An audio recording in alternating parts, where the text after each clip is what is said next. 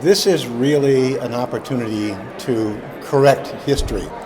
On Thanksgiving Eve of November 27th, 1901, two trains collided outside of Adrian, and in the first two cars were older wooden cars with sawdust insulation and kerosene lamps. So if the individuals were not killed in the crash, they were consumed by the immediate fire that came afterwards. In that crash, in the first two cars were Italian immigrants that had just come to this country, landed in New York, and were on their way to Colorado and California to work in the mines. The conductor estimates that there were somewhere between 100 and 120 Italian immigrants in those two cars. And unfortunately, it was 1901, and the remains of those individuals, many again that were cremated, blew to the wind. Others were collected, brought to Adrian, and were enough unidentifiable remains that filled 5 coffins, where they were put in 5 unmarked graves, and for 115 years lied unmarked, and at that time not allowed a proper burial or blessing from the Catholic Church.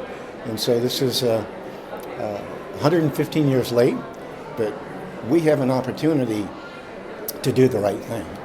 And as mayor of the city of Adrian, I am thrilled that we can have this relationship between the American Italian community today and again correct a wrong of 115 years. But from this day forward, those individuals will be remembered. Well, there was a gentleman, Dr. Kyle Griffith. Yeah, I'm Dr. Kyle Griffith. I work with the LISD, the Lenawee Intermediate School District. But formerly I was a history teacher in Morenci, Michigan, Morenci High School.